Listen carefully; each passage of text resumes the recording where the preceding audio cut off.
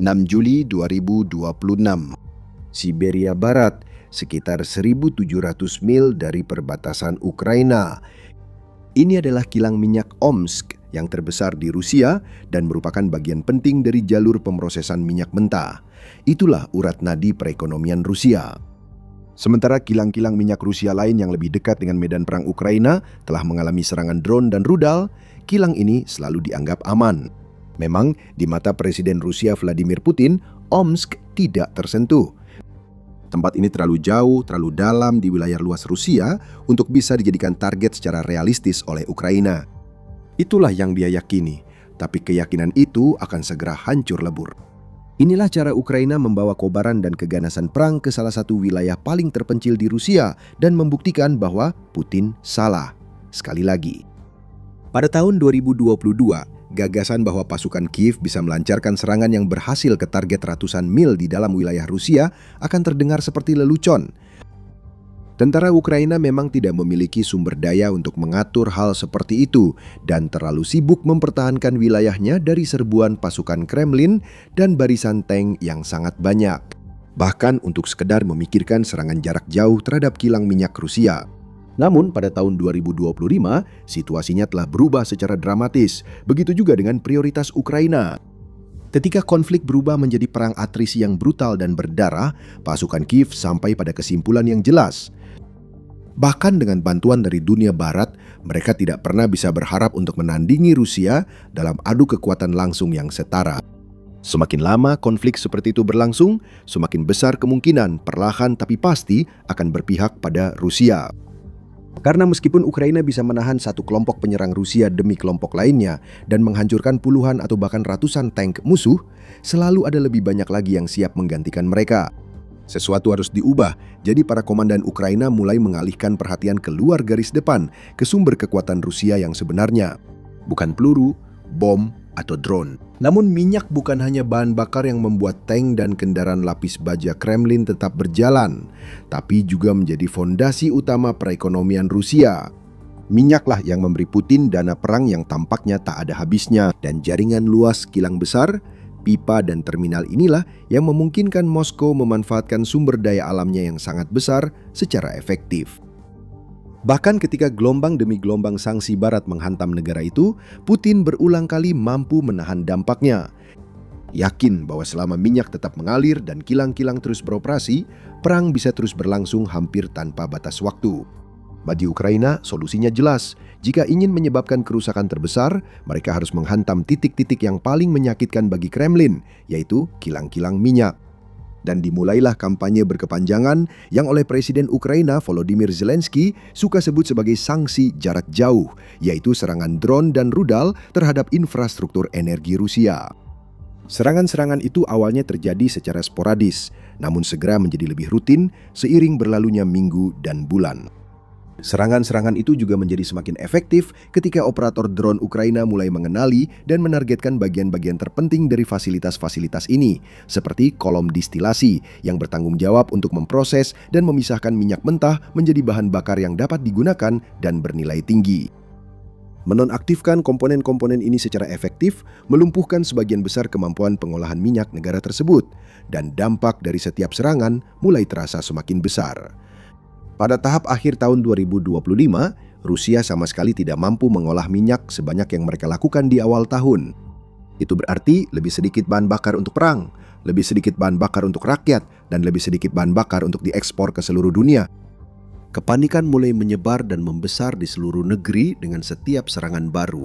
Dan para komandan Kremlin bahkan terpaksa mengalihkan aset pertahanan udara vital seperti sistem S-400 dalam upaya putus asa untuk melindungi infrastruktur energi mereka. Itu tidak berhasil. Drone-drone itu terus berdatangan. Dan pada musim panas tahun 2026, mereka menjadi lebih besar, lebih baik, dan lebih berbahaya dari sebelumnya. 27 Juni.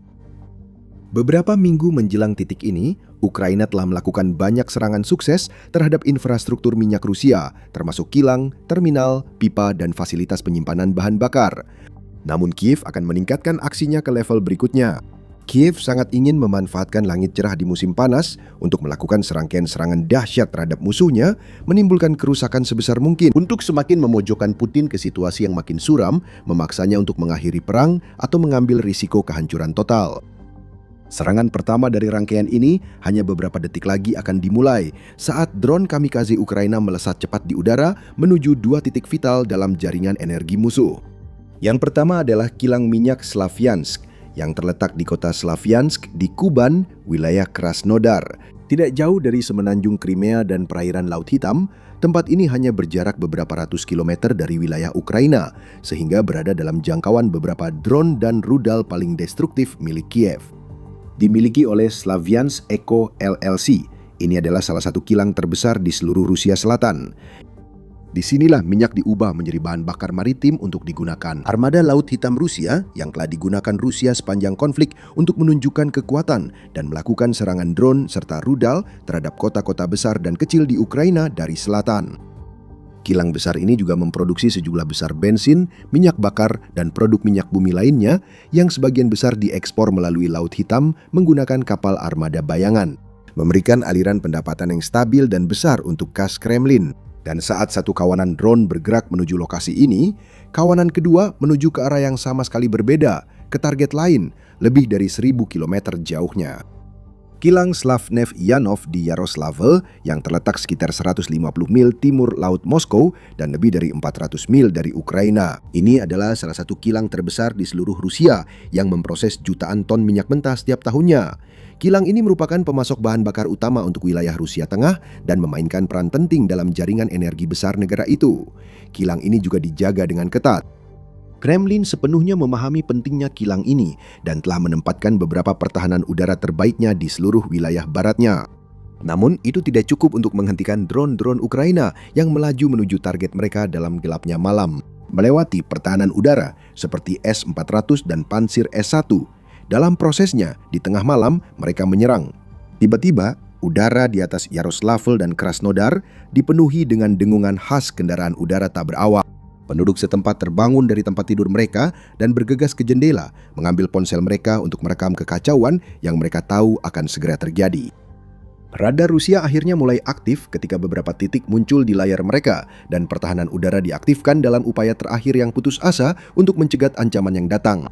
Namun semua itu sudah terlambat karena beberapa drone berhasil menembus perimeter kedua fasilitas tersebut dan menabrak langsung beberapa komponen pentingnya. Kebakaran dan ledakan pun terjadi di kedua lokasi itu. Api menjilat udara dan asap tebal membubung tinggi hingga menutupi bintang-bintang. Gelombang kejutnya terasa hingga jauh dan dampak serangan ini bukan hanya fisik tapi juga mental. Karena Ukraina baru saja membuktikan sekali lagi kepada Rusia bahwa mereka bisa beroperasi dengan leluasa tanpa takut dihukum. Tidak peduli apa yang dilakukan Kremlin atau seberapa baik mereka mencoba melindungi kilang minyaknya. Pasukan Kiev memiliki kemampuan untuk menyerang hampir semua kilang kapan saja mereka mau dan bahkan bisa menghantam lokasi yang berbeda di wilayah yang benar-benar berbeda pada waktu yang hampir bersamaan. Dan tidak ada yang bisa dilakukan Rusia untuk menghentikan mereka. Dan jika komando tinggi Rusia mengira bahwa ini adalah puncak serangan musim panas Ukraina, mereka akan segera mengetahui betapa salahnya mereka. Karena ini bukanlah klimaks dari kampanye tersebut, ini hanyalah babak pembuka, 5 Juli. Baru sekitar 1 minggu berlalu sejak serangan sebelumnya, dan pasukan sistem tak berawak Ukraina sudah memulai misi berikutnya. Sekali lagi, mereka memiliki beberapa target dalam bidikan mereka, semuanya adalah bagian penting dari jaringan energi musuh. Salah satunya sangat familiar bagi mereka. Itu adalah fasilitas Slavnev Yanov di Yaroslavl, kilang yang sama persis yang dibakar hanya beberapa hari yang lalu. Sebuah lokasi yang memproses sebanyak 15 juta metrik ton minyak mentah setiap tahunnya. Tidak mengherankan jika Ukraina ingin menyerang target ini beberapa kali, karena ini adalah pilar logistik yang sangat penting bagi Kremlin. Sebuah titik penting yang menghasilkan bahan bakar dalam jumlah besar yang langsung masuk ke mesin perang Rusia, dengan menargetkan lokasi yang sama hanya beberapa hari setelah serangan sebelumnya, saat udara masih dipenuhi bau asap dan sisa-sisa debu belum sepenuhnya mengendap. Ukraina akan membuktikan bahwa mereka tidak berniat membiarkan Rusia memperbaiki fasilitas ini dan mengembalikannya ke kapasitas penuh.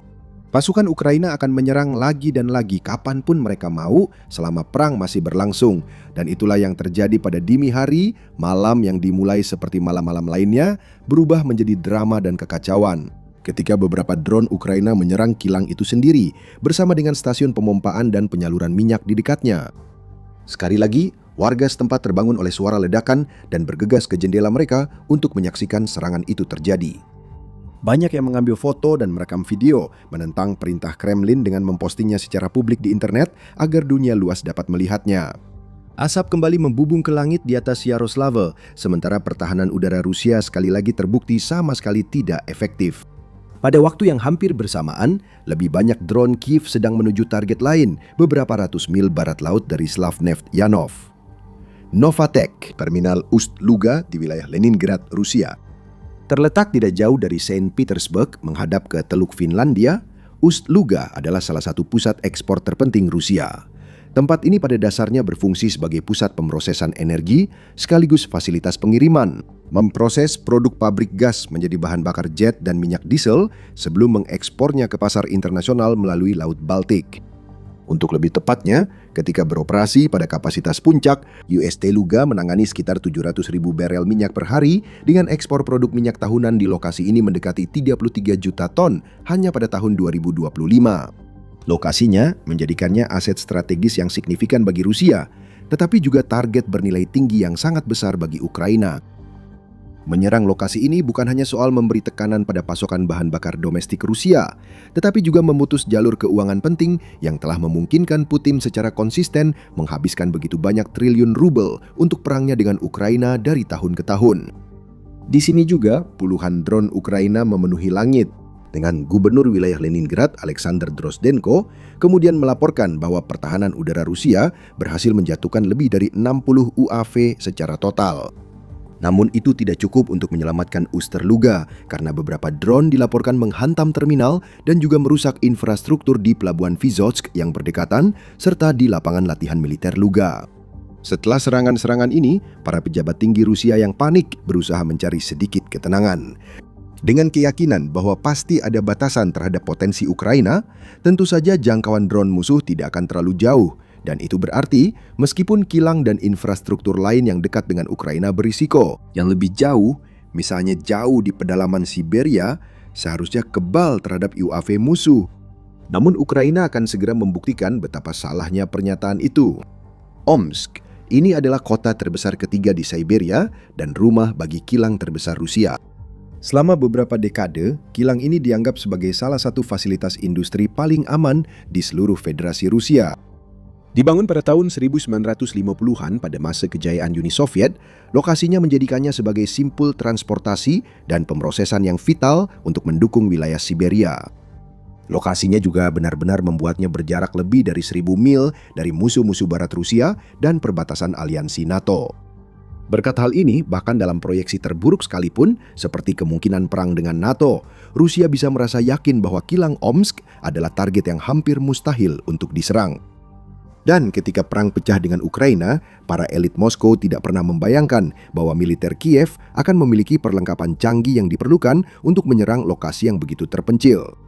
Bahkan di era peperangan drone, tampaknya mustahil membayangkan sebuah UAV musuh bisa lepas landas dari suatu tempat di Ukraina, melintasi garis depan, zona tembak di wilayah pendudukan, dan menempuh ratusan mil wilayah udara Rusia untuk mencapai kilang tersebut tanpa mudah terdeteksi dan ditembak jatuh di perjalanan jauh sebelum mendekati sasarannya.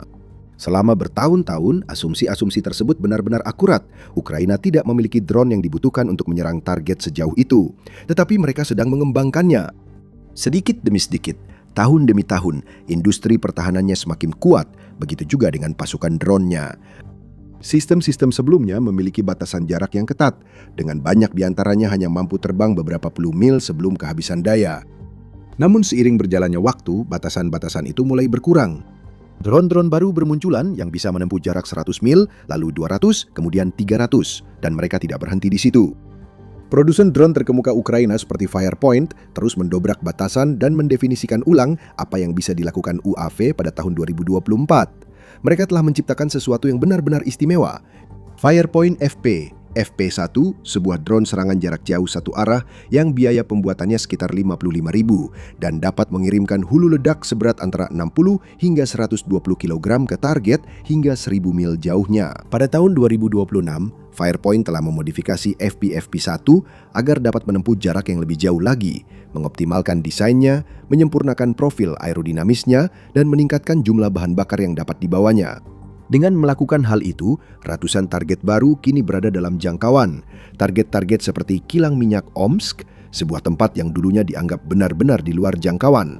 Sebuah tempat yang jaraknya dari perbatasan Ukraina kira-kira sama dengan jarak New Orleans ke Los Angeles. Sebuah tempat yang dipisahkan dari garis depan oleh ratusan mil hutan, dataran, pegunungan, kota kecil dan kota besar, serta radar dan pertahanan udara yang sangat banyak. Sebuah target yang tampaknya mustahil, namun tiba-tiba menjadi mungkin. Dan Ukraina tidak berniat untuk menunggu dan membiarkan. Kilang ini yang dioperasikan oleh raksasa minyak Gazprom dan memproses jutaan ton minyak mentah setiap tahun, terus beroperasi pada kapasitas maksimum. Jadi pada malam tanggal 6 Juli, pasukan sistem tak berawak Ukraina mempersiapkan diri untuk operasi yang belum pernah mereka lakukan sebelumnya, yaitu serangan langsung ke salah satu target terjauh yang pernah mereka coba serang. Bagi para karyawan kilang minyak Omsk dan penduduk setempat, malam tanggal 6 Juli tampak seperti malam-malam biasa lainnya. Mereka tahu bahwa perang masih berkecamuk di Ukraina dan perlahan-lahan mulai merambah ke wilayah-wilayah Rusia. Mereka telah melihat laporan berita dan membaca judul-judul tentang kilang minyak yang diserang di tempat-tempat seperti Leningrad dan Krasnodar. Namun mereka merasa ada rasa aman tertentu, mengingat jarak yang sangat jauh yang memisahkan kota mereka dari konflik tersebut. Selama bertahun-tahun, mereka bisa menyaksikan perang berlangsung dengan rasa aman tertentu, karena bahkan ketika insiden seperti serangan drone dan ledakan terjadi, semuanya selalu sangat jauh dari mereka. Singkatnya, orang-orang ini tidak pernah membayangkan bahwa daerah mereka sendiri bisa menjadi medan perang seperti kota-kota lain yang jauh lebih ke barat. Dalam sekejap, ilusi itu hancur ketika drone Ukraina memasuki wilayah udara Omsk dan sirene serangan udara mulai meraung di seluruh wilayah tersebut. Sementara suara menakutkan dari sirene ini sudah cukup akrab bagi warga Rusia di wilayah lain, ini adalah pertama kalinya penduduk Omsk mendengar suara seperti itu. Itu benar-benar mengejutkan, tetapi situasinya akan menjadi lebih buruk lagi. Para pekerja di kilang minyak Omsk keluar dan menatap langit dengan tidak percaya saat dengungan drone FP1 Ukraina semakin keras. Penduduk setempat juga bergegas ke jendela apartemen mereka. Mata dan kamera ponsel mereka memindai cakrawala untuk mencari tanda-tanda pergerakan sekecil apapun. Beberapa detik kemudian, drone pertama menghantam sasarannya, memicu ledakan besar dan menyirimkan kepulan asap tebal ke langit malam. Ledakan-ledakan lain terdengar dalam beberapa menit berikutnya, disertai suara tembakan dan bahkan terlihat pesawat tempur generasi kelima Su-57 di udara. Ketika pasukan militer setempat menggunakan semua opsi yang mereka miliki untuk menghadapi ancaman yang datang, tidak ada satupun yang berhasil. Bahkan pengerahan salah satu pesawat paling canggih di Angkatan Udara Rusia pun tidak cukup untuk menghentikan serangan tersebut. Ketika beberapa drone FP1 yang telah dimodifikasi turun dari langit, menemukan target mereka dan melaju ke arah target dengan kecepatan tinggi, memicu ledakan saat menghantam dan meninggalkan kobaran api besar di belakangnya. Beberapa drone menargetkan unit penyulingan LU-AVT, 11 yang bisa dibilang merupakan bagian infrastruktur paling penting di seluruh fasilitas tersebut. Unit ini memiliki kapasitas pengolahan minyak jutaan ton. Sementara itu, drone lain memusatkan serangan pada kolom pemrosesan kilang tersebut. Situasi dengan cepat berubah menjadi penuh kepanikan dan kekacauan ketika dinding api menyembur ke langit dan teriakan warga yang ketakutan memenuhi udara. Gubernur setempat, Vitali Kotsenko, segera menggunakan aplikasi pesan Rusia, Max, untuk meyakinkan semua orang bahwa situasinya sudah terkendali dan sebagian besar drone Ukraina telah berhasil dijatuhkan. Namun kata-katanya tidak cukup untuk menutupi kobaran api dan asap, juga tidak sejalan dengan gambar dan video yang segera menyebar secara daring, memperlihatkan pemandangan yang mengejutkan. Ketika perang di Ukraina sampai ke Omsk, besarnya serangan di Omsk tak bisa dilebih-lebihkan. Sekilas ini hanyalah satu lagi serangan sukses terhadap kilang minyak Rusia. Faktanya, ini adalah serangan langsung ke kilang terbesar di negara itu yang memasok bahan bakar dalam jumlah besar ke banyak rumah dan bisnis. Ini juga merupakan produsen gas utama terakhir dari 11 produsen besar di Federasi Rusia yang diserang oleh drone Ukraina. Seperti yang dicatat oleh staf umum Angkatan Bersenjata Ukraina dalam laporan daring mereka tentang serangan tersebut. Itu merupakan pukulan telak lainnya bagi sektor energi dan ekonomi Kremlin. Satu lagi serangan terhadap kapasitas pengolahan minyak negara itu dan kemampuannya untuk mempertahankan perangnya dengan Ukraina. Dampak langsung dari serangan itu akan bergantung pada seberapa besar kerusakan yang terjadi dan berapa lama waktu yang dibutuhkan Rusia untuk memperbaiki kerusakan tersebut. Namun jika kita melihat lebih dalam dan melihat gambaran yang lebih luas, dampaknya jauh lebih besar daripada yang terlihat. Karena ini bukan sekedar serangan biasa, ini adalah serangan yang belum pernah terjadi sebelumnya terhadap lokasi yang dianggap Rusia kebal. Ini adalah pesan dari Ukraina langsung kepada Putin sendiri, memberitahu dia bahwa bahkan wilayah terdalam dan terjauh di tanah airnya pun tidak lagi aman. Ini adalah cara Kiev memberitahu publik Rusia bahwa semakin lama perang berlangsung, semakin dampak perang itu akan mereka rasakan langsung di sekitar rumah mereka sendiri. Di atas segalanya, ini adalah bukti betapa besar perubahan momentum yang terjadi pada tahun 2022. Akan terasa konyol jika mengatakan bahwa Rusia bisa terkena serangan seperti ini, dan bahkan lebih tidak masuk akal lagi untuk menyiratkan bahwa justru Ukraina yang akan berhasil melakukannya. Namun pada tahun 2026 serangan seperti ini bahkan tidak mengejutkan lagi. Ini sudah menjadi hal yang biasa. Ini adalah norma baru. Inilah jalannya perang sekarang. Bukan lagi soal apakah Ukraina bisa menyerang sejauh ini ke dalam Rusia, tapi kapan? Dan bukan hanya kilang minyak Rusia yang berisiko. Lihat bagaimana Ukraina menggunakan drone seharga $20.000 untuk menghancurkan kapal tanker armada bayangan Rusia dan pembom nuklir senilai jutaan dolar. Klik video di layar Anda sekarang dan sampai jumpa di medan perang berikutnya.